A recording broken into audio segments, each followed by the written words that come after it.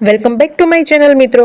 આજે આપણે કંટોલાનું શાક બનાવશું, એ પણ મારા ઘરે જે રીતે એકદમ સિમ્પલ રીતે બને છે એ રીતે। તેને કેવા પસંદ કરીને લાવવા, કેવી રીતે સુધારવા, કેવી રીતે સાફ કરવા અને કેવી રીતે તેની થોડી ઘણી કડવાશ હોય એ દૂર કરવી, એ બધું ડિટેલમાં દેખાડીશ। સિઝન પ્રમાણે સિઝનેબલ વેજીટેબલ અને ફ્રૂટ્સ ખાવા જોઈએ તો અત્યારે સિઝન છે ચોમાસાની અને ખૂબ જ માત્રામાં કંટોલા આવતા હોય છે, તો બજારમાં કેવા પસંદ કરીને લાવવા, ચાલો તેને ડિટેલમાંથી જોઈએ। જય માતાજી અને જય શ્રી કૃષ્ણ બધાને। તો ચાલો બનાવવાનું શરૂ કરીએ। પહેલાં તો આપણે બજારમાંથી કંટોલા લાવીએ ત્યારે ખૂબ જ તેમાં ગારો કે ધૂળ ચોંટેલી હોય છે, તેને સારી રીતે પાણીમાં નાખી અને સાફ કરવી પડશે। તો આ રીતે સરસ પાણીમાં આપણે પહેલાં તો ધોવા પડશે। જો અહીં તમારે આ રીતે વધારે પડતી માટી હોય તો ખુલ્લા નળમાં આપણે શરૂ કરી અને એકદમ છૂટા પાણીએ સરસ ધોઈ લેવાના, બધો જ ગારો દૂર કરી લેવો।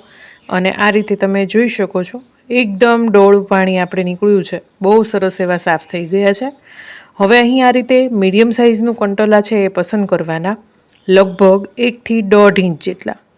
તમે આવા કંટોલા પસંદ કરીને આવશો તો એકદમ તમે આ રીતે એકદમ પાતળા પાતળા ગોળ ગોળ આરામથી સુધારી શકો એવા તમે સુધારી શકશો એવા બનશે। અને અહીં તમારે કંટોલા પસંદ કરવામાં એ જ વાતનું ધ્યાન રાખવાનું કે આ રીતે મીડિયમ સાઇઝના હોય એવા જ લાવવાના, જેથી સમારવામાં એકદમ આસાની રહે અને ફટાફટ બની જાય। જો તમે મોટી સાઇઝના પસંદ કરીને લાવશો આ રીતે તો આપણને એવું થતું હોય કે ફટાફટ સુધારાઈ જાય, પરંતુ ના, આવા કંટોલા લાવીએ ત્યારે આપણે અંદરથી છે એ લાલ થઈ ગયેલા હોય છે, પાકી ગયેલા હોય છે, જેથી કરી અંદર બીજનો ભાગ હોય છે એકદમ કડક થઈ ગયો હોય છે, જે આપણે ખાવામાં ઉપયોગમાં નથી લઈ શકતા।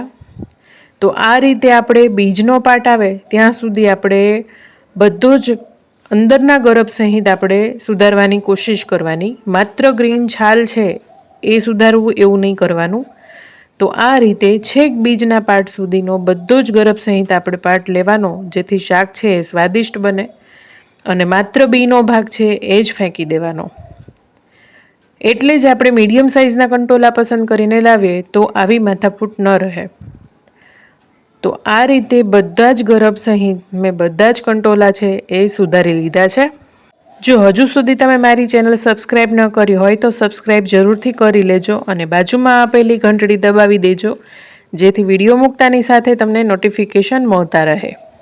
તો આ થઈ ગઈ કંટોલા કેવા પસંદ કરવા અને તેને કઈ રીતે સુધારવા તેની વાત। ઘણા લોકો કારેલાની જેમ એકદમ પાતળી પાતળી કંટોલામાં પણ છાલ છે એ કાઢતા હોય છે, પરંતુ એ કરવાની જરૂર નથી। તમે ડાયરેક્ટ જ આ રીતે સુધારી શકો છો। એમાં થોડી ઘણી કડવાશ છે તો તેને દૂર કરવાની રીત પણ તમને હું અહીં બતાવું। તો અહીં આ રીતે મેં પાતળા પાતળા બધા જ કંટોલા સુધારી દીધા છે। લગભગ વજનમાં 400 ગ્રામ જેટલા કંટોલા છે, તેમાં મેં મોટી સાઇઝની એક ડુંગળી લીધી છે અને આ રીતે ઝીણી ઝીણી સુધારી લીધી છે। જો તમારી પાસે સમય ન હોય તો તમે આ ડુંગળી છે એ પછી સુધારજો અને હવે જે કામ કરું છું ને એ પહેલાં કરજો। તો મારે અહીં ડુંગળી સુધારાઈ ગઈ છે, સમય હતો માટે મેં પછી 1 ચમચી ભરી મીઠું અહીં મેં ઉમેર્યું છે। તો આ રીતે તમારી પાસે 300 થી 400 ગ્રામ જેટલા કંટોલા હોય તો તેમાં 1 મોટી ચમચી જેટલું મીઠું સારી રીતે મસળી અને ચડાવી દેવાનું અને 10 મિનિટ માટે આપણે તેને રેસ્ટ આપવાનો। 10 મિનિટ પછી આપણે આ રીતે પાણીથી સારી રીતે ધોઈ લેવાના। હવે એક વાસણની અંદર આપણે 2 થી 3 ચમચા જેટલું તેલ મૂકશું, 5 ચમચી જેટલી અહીં હિંગ ઉમેરી છે અને 1 મોટી સાઇઝની ડુંગળી જે સુધારી અને ઝીણી ઝીણી રાખી હતી એ ઉમેરી દઈશું। હવે ડુંગળીને અહીં આપણે વધારે પડતી કૂક નથી કરવાની, પરંતુ થોડી સતળાઈ જાય અને થોડી ટ્રાન્સપરન્ટ થઈ જાય પછી આપણે કંટોલા છે એ નિતારી અને ઉમેરી દેવાના છે। કંટોલા આપણે મિક્સ કરી દઈશું ડુંગળીની અંદર અને સરસ એવા સતળાવા દઈશું। તમને હું બતાવું કે અહીં પાણીમાં ખૂબ જ ઝીણી ઝીણી સાઇઝના જે બીજ હતા એ બધા જ અલગ થઈ ગયા છે, કારણ કે આપણે મીઠું મસળી અને ચડાવેલું હતું। હવે મીઠું ઉમેરેલું છે પરંતુ સારી રીતે ધોઈ લીધા છે, તો અહીં 5 ચમચી જેટલું મીઠું મેં ઉમેર્યું છે, તમે સ્વાદ પ્રમાણે ઉમેરજો।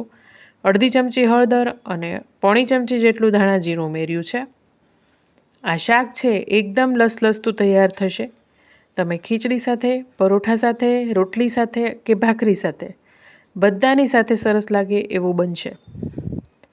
હવે આપણે બધા મસાલા મિક્સ કરી ઉપરથી ડીશ ઢાંકી અને આ રીતે એક ગ્લાસ પાણી મૂકી અને ગરમ થવા દઈશું. એકદમ ધીમો ગેસ છે અને ધીમે ધીમે થવા દઈશું. વચ્ચે વચ્ચે 2 થી 3 વાર ચેક કરી લઈશું. હવે આપણે 5 થી 6 કળી લસણની આ રીતે કૂટી લઈશું અને તેમાં 1 થી 1.5 ચમચી જેટલું મરચું ઉમેરી અને ગુજરાતી લસણવાળી ચટણી છે એ બનાવી અને તૈયાર કરી લઈશું. તો માત્ર 2 મિનિટમાં આ ચટણી બની અને તૈયાર થઈ જાય છે. હવે આપણે ફરી શાકને ચેક કરી લઈશું. તો પાણીનો ભાગ અંદર ન જાય માટે જ હું અહીં ઢોકળિયાની ડીશ વાપરું છું, કારણ કે લેવામાં એકદમ આસાની રહે છે. અને આ રીતે 80% સુધીનું શાક ચડી જાય પછી આપણે જે ચટણી તૈયાર કરીને રાખી છે એ ઉમેરી દઈશું. જો તમે લસણ ઓછું વાપરતા હો તો તમારે 1 ચમચી આ ચટણી અને બાકીનું અડધી પોણી ચમચી જેટલું લાલ મરચું તમે ઉમેરી શકો છો. પરંતુ આ રીતે એકવાર શાક બનાવી જોજો, તમારે શાક આંગળા ચાટતા રહી જાવ તેવું બનશે. હવે જે ગરમ પાણી આપણે ઉતાર્યું હતું તેમાંથી જ આપણે 5 ગ્લાસ જેટલું પાણી અહીં ઉમેરી આ રીતે મસાલા ચડે એટલું પાણી ઉમેરશું અને મિક્સ કરી દઈશું. હવે ફરીવાર ઢાંકણ ઢાંકી અને થવા દઈશું. તો જે થોડી ઘણા જે કાચા છે કંટોલા એ પણ સરસ એવા પાકી જાય. જો શાક બરોબર પાકે ને તો જ શાકમાં મીઠાશ આવે અને તેલમાં જો શાક સરસ સતવાયેલું હોય તો જ શાકમાં સ્વાદ આવે. એ વાતનું હંમેશા ધ્યાન રાખવાનું કોઈ પણ શાક બનાવીએ. તો આ રીતે મસાલા પણ સરસ થઈ ગયા છે, શાક પણ સરસ થઈ ગયું છે. તો લાસ્ટમાં આપણે 1 ચમચી જેટલો ગોળ મીઠાશ માટે ઉમેરશું, જેથી થોડી ઘણી કડવાશ હોય એ પણ દૂર થઈ જાય. તો આ રીતે ખૂબ જ ટેસ્ટી, ખૂબ જ ચટપટું શાક આપણું માત્ર ને માત્ર 10 મિનિટમાં બની અને તૈયાર થઈ જાય છે. કંટોલાનું શાક જેટલું ફટાફટ બને છે એટલું જ શરીર માટે ખૂબ જ લાભદાયક હોય છે. અત્યારે ચોમાસું ચાલે છે તો વેલાના શાક ખાવા અતિ ઉત્તમ હોય છે.